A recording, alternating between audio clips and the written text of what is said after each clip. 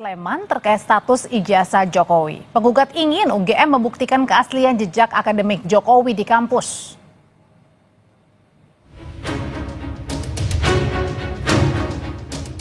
Polemik tudingan ijazah palsu milik Presiden ke-7 RI Joko Widodo turut menyeret Universitas Gadjah Mada. Seorang pria di Makassar, Sulawesi Selatan, menggugat 8 orang ke PN Sleman, mulai dari rektor, dekan, hingga dosen pembimbing akademik Jokowi. Komardin, sang penggugat, ingin UGM membuktikan keaslian jejak akademik Jokowi di kampus. Jadi mungkin arsip jasanya kah? Atau skripsinya kah? Jadi termasuk jasanya itu kita minta dibuktikan di pengadilan, skripsinya, kemudian daftar nama waktu si Penmaru, ada namanya KRS, kartu rencana studi. Ya kalau semua yang pendukung kalau bisa dihadirkan. Dan ini nanti kita minta supaya diuji oleh satu tim, mungkin tim gabungan, supaya tidak curiga-mencurigai. Rencana kita ya kita mau hadirkan dari Amerika, Singapura, Australia kalau perlu, supaya ini bisa tidak lagi curiga-mencurigai. Menanggapi gugatan ini, UGM mengaku siap menghadapi gugatan dan telah menyiapkan langkah hukum, termasuk barang bukti yang akan dihadirkan. Ya, tentu sikap UGM adalah tentu mengkonfirmasi ya. Insya Allah nih kita dari UGM itu memiliki bukti-bukti yang otentik ya, terkait dengan status keberadaan Pak Jokowi di lingkungan kami, di universitas kami gitu. Dan seperti yang sudah juga disampaikan oleh pimpinan yang berhak kemudian meminta adalah tentu orang pribadinya ataupun kemudian adalah dari kejaksaan penegakan hukum atau saya kira juga dalam konteks di pengadilan PN Sleman membenarkan gugatan terkait ijazah sarjana Fakultas Kehutanan yang dikeluarkan UGM. Sidang perdana gugatan terhadap UGM akan digelar pada 22 Mei. Insinyur Hak Komardin ya, SHMM sebagai penggugat ya. Beliau telah memasukkan gugatan yang berkaitan dengan adanya mantan Presiden Indonesia ya, RI. Dan ini menggugat kepada penerbit daripada ijazah tersebut.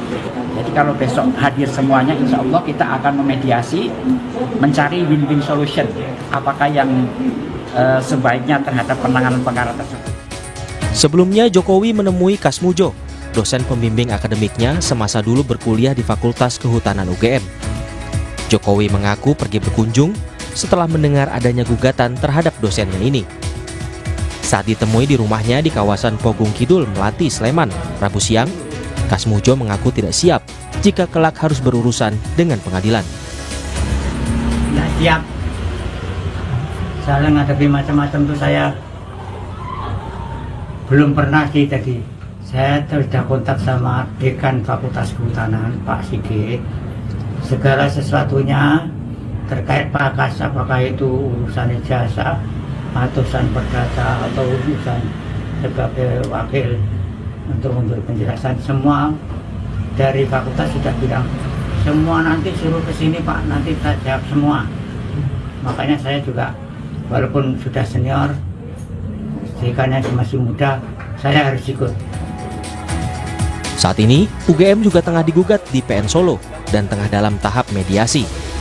Selain di pengadilan, polemik ijazah palsu Jokowi juga bergulir di kepolisian. Jokowi melaporkan mantan Menpora Roy Suryo ke Polda Metro Jaya atas tuduhan pencemaran nama baik.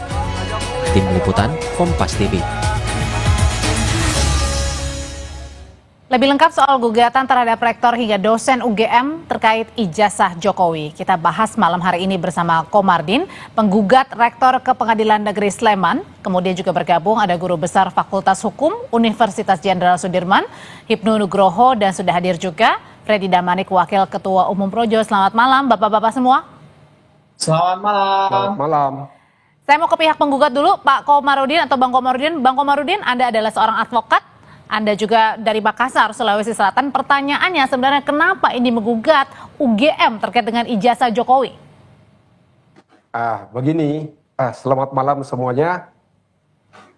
Saya melihat di media sosial, di televisi, ini terjadi kegaduhan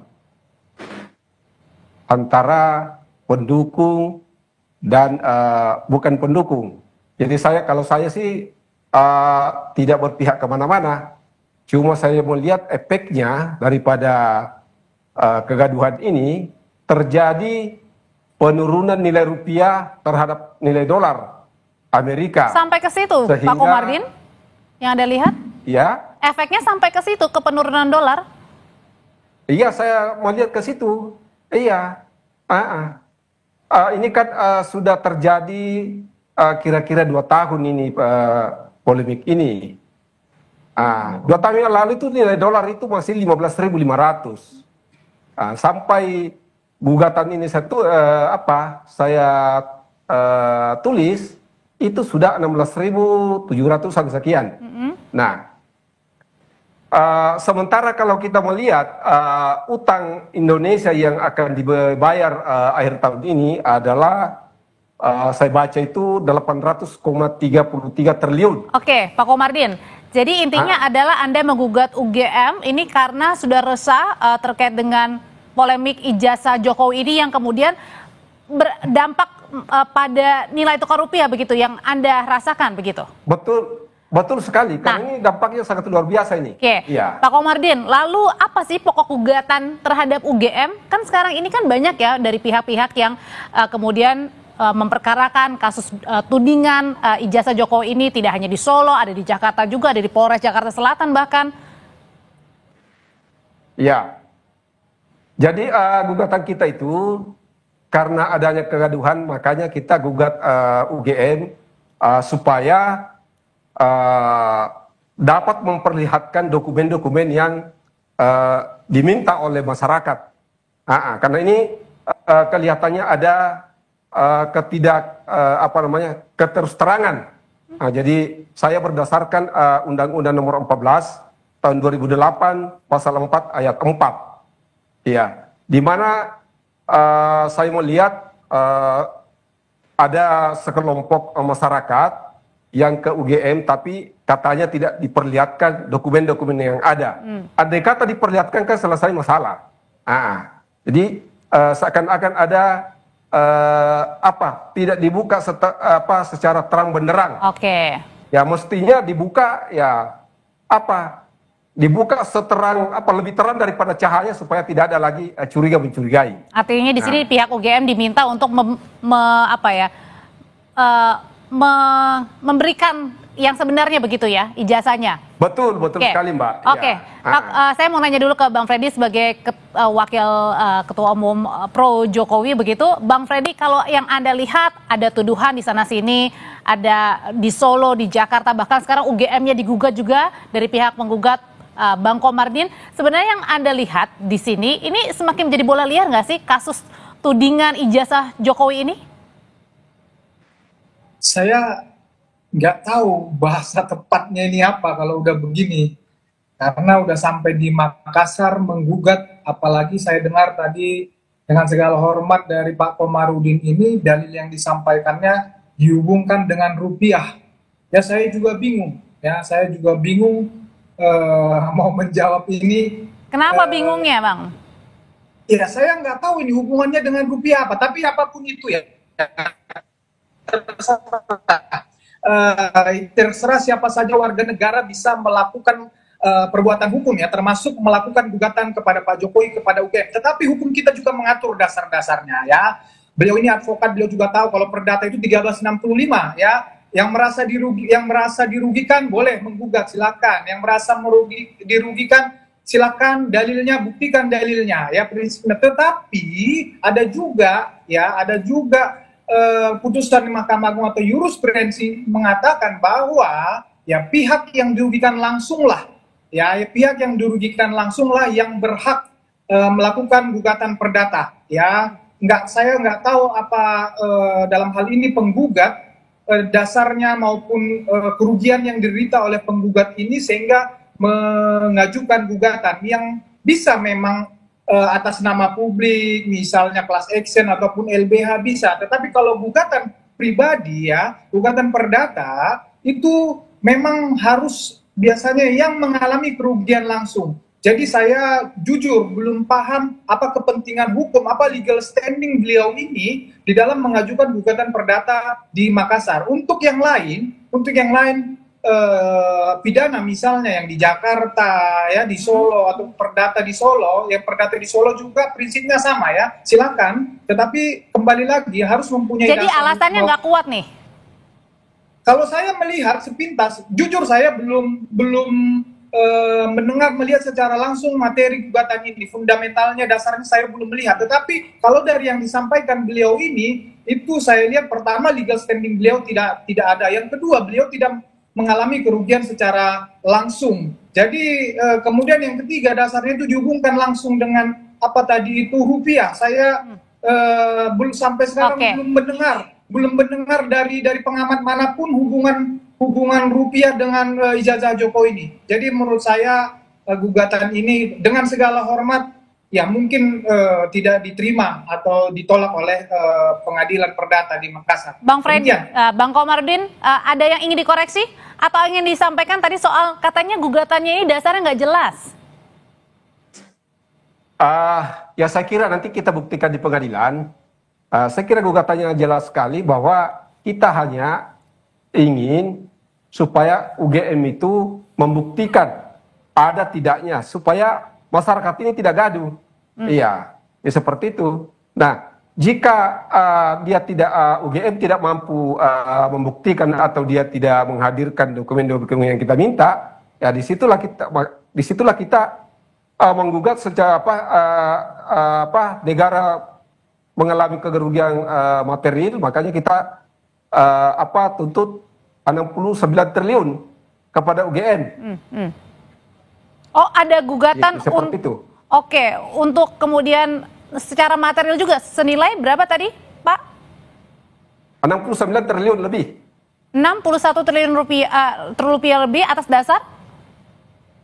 Itu tadi karena kegaduhan ini sehingga terjadi nilai rupiah turun. Nah, coba bayangkan kalau ini tidak dihentikan, ini bisa sampai 20.000 rupiah per dolar, Mbak. Oke, saya tanyakan. Ini sangat bahaya. Tanyakan hal ini kepada Prof. Ibnu. Prof. Ibnu, sebenarnya tadi dasar-dasar yang diutarakan dari Pak Komardin sebagai penggugat ini cukup kuat nggak sih untuk menggugat UGM nih terkait tudingan ijazah palsu untuk membuktikan atau tudingan ijazah Jokowi maksudnya?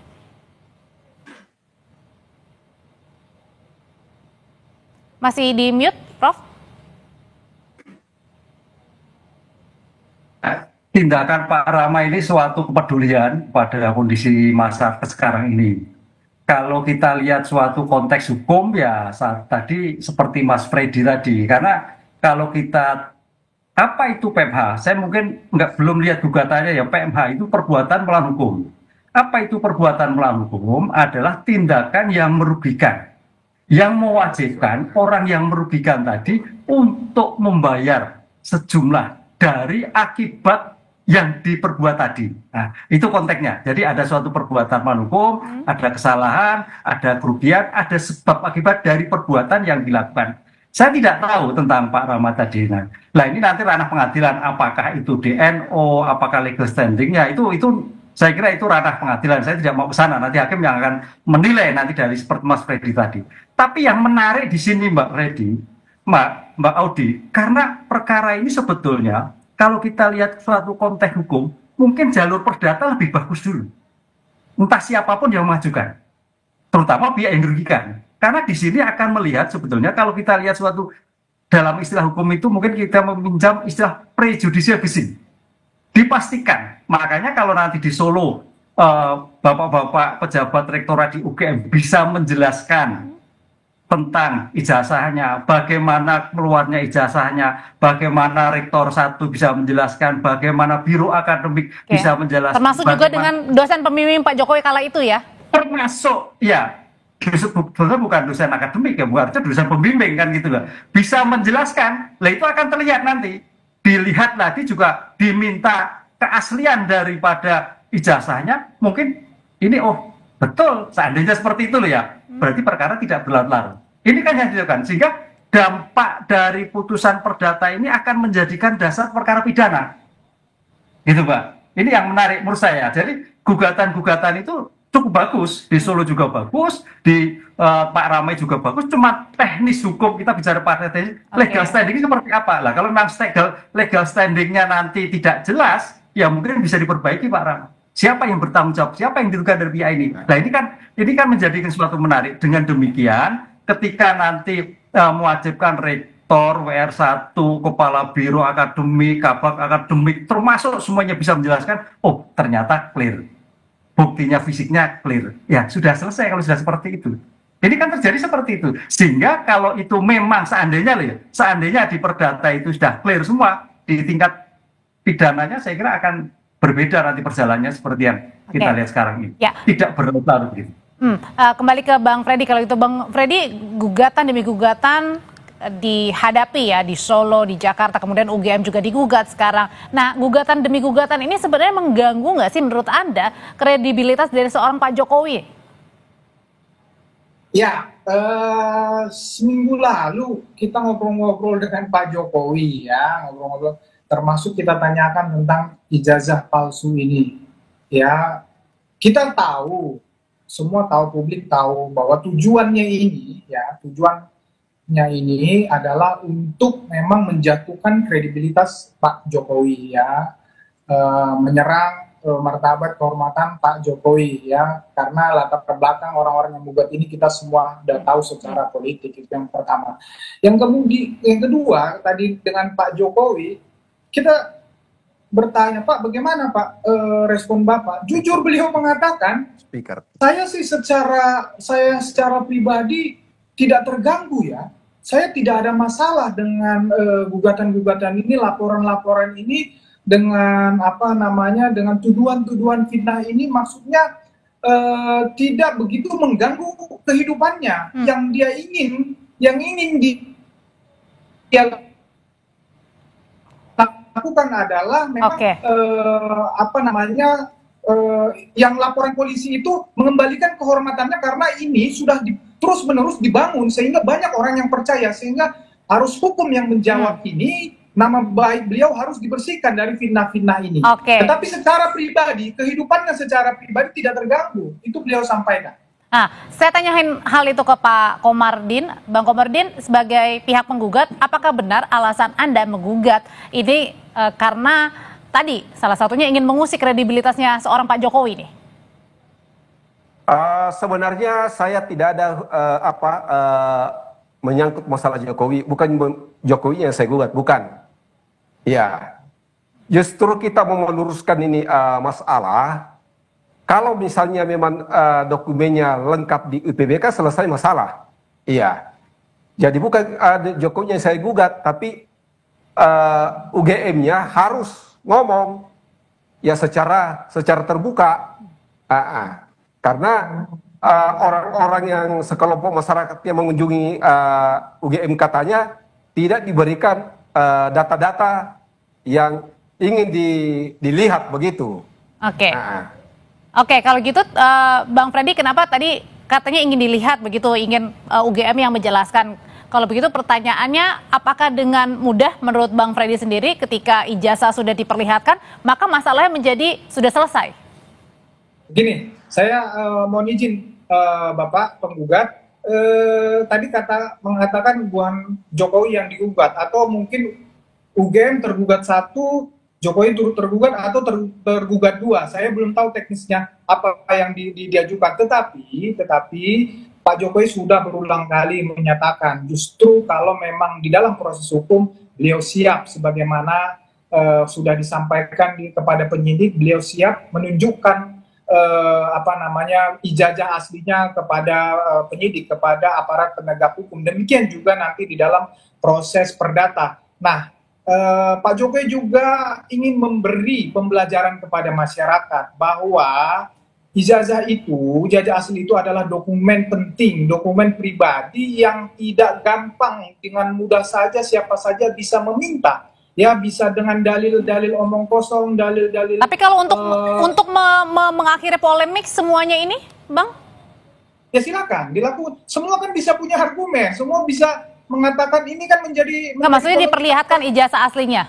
Pak Jokowi? Pasti kan Pak Jokowi udah janji akan perlihatkan, udah diperlihatkan di penyidik, tetapi di publik ya biar jangan ada lagi yang seperti ini, janganlah gampang-gampang.